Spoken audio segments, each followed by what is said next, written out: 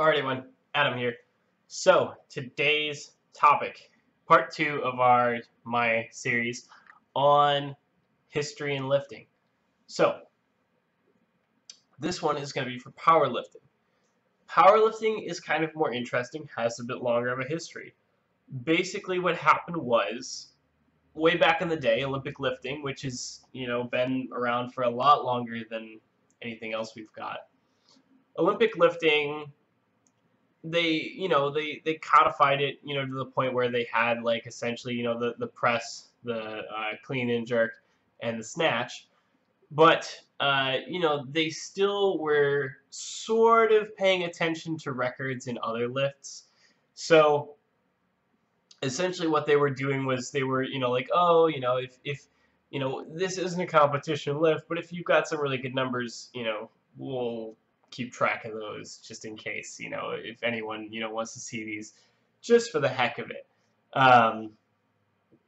Because, weightlifting was supposed to be about being strong, and so, like, why not, record people's strength in various lifts?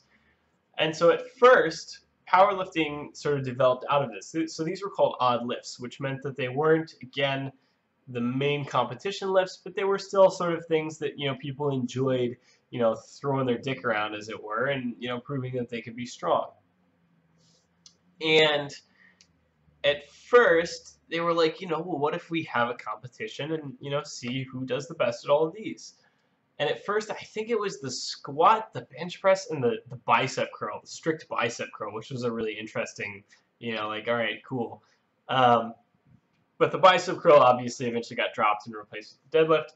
And, things just kept going from there. So in the 60s, I believe, they had the first powerlifting competition. And, basically at the time, again, like, much like the beginning of strongman, there wasn't, much in the way of a clear, defined set of rules, but, people just had fun and, whatever. And of course, then, things started getting more serious. It started getting, everything started getting dialed in more. Everything started getting, more clearly defined rules. Everything got shaved down and worked out.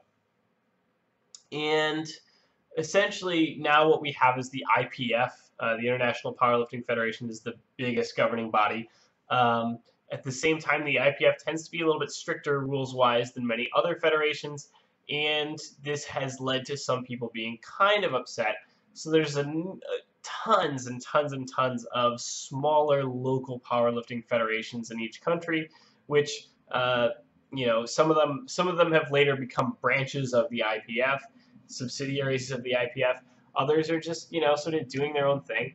And unfortunately, that's a huge problem for powerlifting because, of course, that means that there's not, like, while the rules are mostly similar from, place to place, they're not the same. And that means that there's, there's some difficulty in terms of getting all of these different organizations to play together well.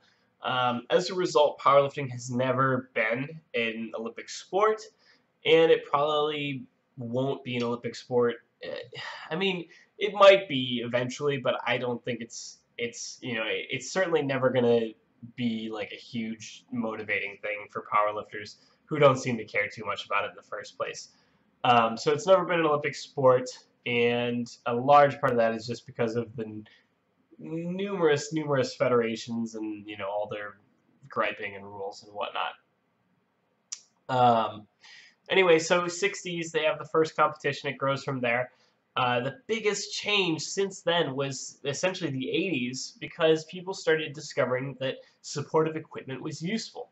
So supportive equipment, essentially nowadays we have suits for each of the main lifts: squat suits, deadlift suits, bench suits.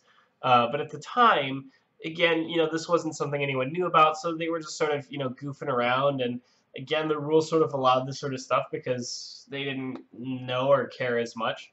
And so people were sort of experimenting around with different kinds of support and, with the idea of increasing their lifts. And they kind of hit on the right formula, which is that there are certain kinds of supportive clothing that you can use that essentially allow you to lift more weight. And so people were experimenting around with that stuff. In the 80s was when it started, was when it really started looking like what it does today. And today is a totally different story than, obviously back then. Back then they had like single ply suits, which is to say like it's one layer of fabric. Nowadays we've got like multi-ply suits and all kinds of crazy stuff that we just didn't have back then. Another thing that happened obviously in the 90s, we had the monolift. So in the traditional squat rack, obviously you have a rack, there's some hooks, you have the bar on it. When you're doing a squat, you take the bar off the rack, you take a step back and you do your squat, and then you step forward to put it back on the rack.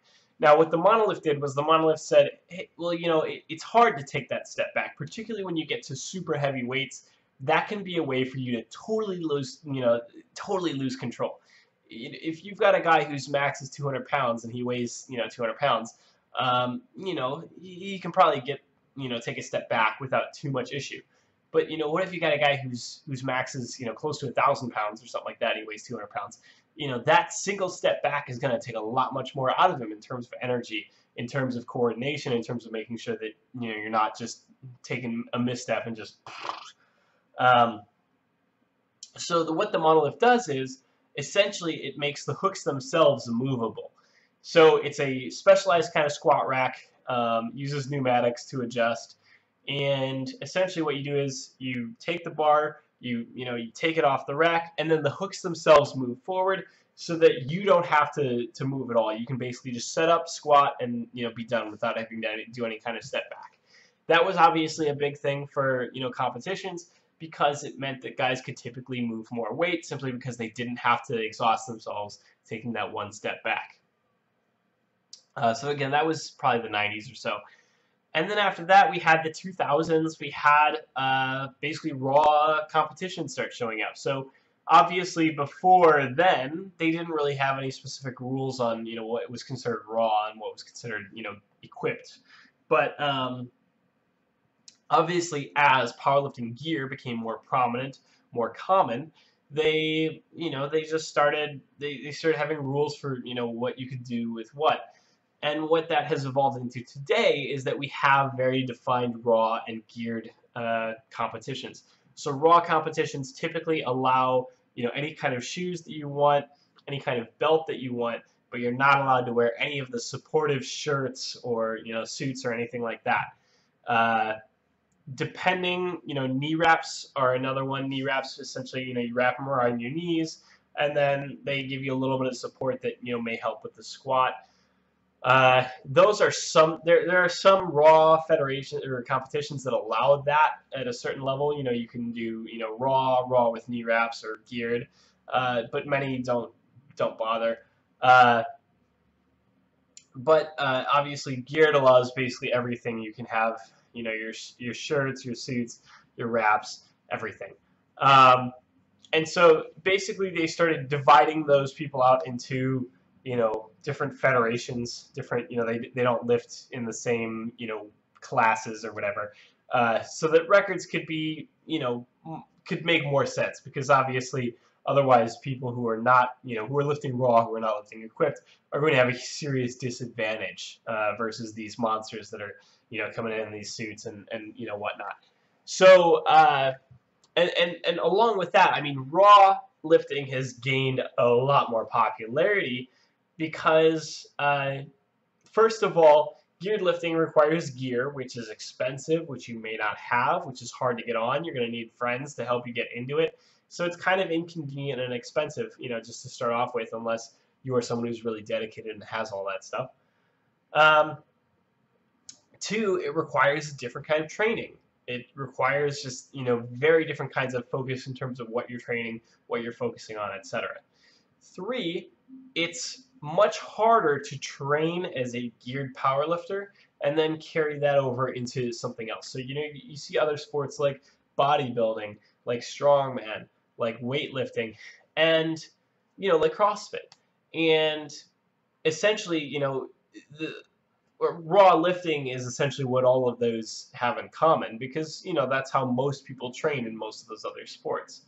And people don't care about your bench with a shirt or your squat with a shirt. Obviously they do care about your numbers. They do care about the numbers you can put up. but it doesn't mean as much when you translate it over into these other sports.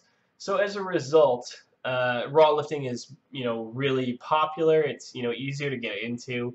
It requires a lot less effort in terms of finding all this gear and stuff. It's kind of lightweight. It's kind of simple. It's kind of easier to get into. It's kind of easier to train for. So, um, so raw lifting has surged in, popularity, and that's probably the most common. Obviously, there's still a lot of geared lifters, and they're still putting up world records, but not nearly as interesting for most people. Another thing, obviously, is powerlifting gyms. I mean, a lot of gyms are geared towards powerlifters. Like I said, when you are training geared, when you need to have buddies to help you get into your suit, when you're using such heavy weights that you need 3 or 4 spotters to watch you every time you go to do a lift, it becomes a necessity to have a community around that. It becomes a necessity to train as part of a team with other powerlifters who are roughly as strong as you, who can help you with all that sorts of stuff. And so as a result, powerlifting gyms, here they are. They pop up. Usually usually you pay a monthly rate, and they're maybe a bit more expensive than your normal gym, just because, they're specialized. They don't have as many people coming in, and they're usually smaller. But at the very least, they usually have more specialized equipment. They might have a monolift. They might have specialized bars for powerlifting, specialized plates for powerlifting, so on. So yeah, that powerlifting gyms are somewhat a thing, and they're typically the best way to get some info and some help if you are looking to get into it. One interesting thing about powerlifting versus Olympic lifting is essentially the equipment.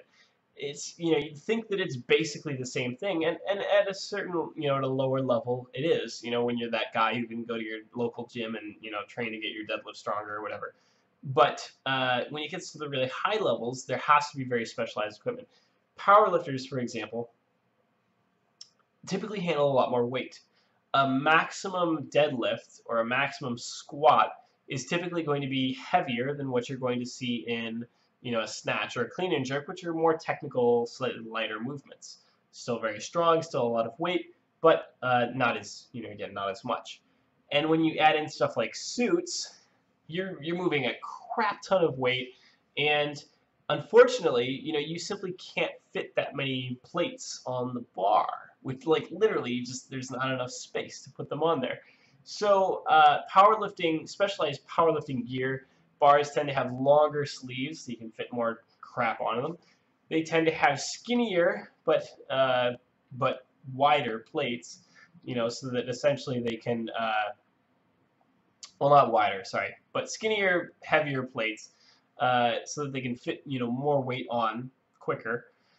And, sometimes they have very specialized, like 100-pound plates instead of, the standard 45-pound plates that, are standard to Olympic lifting.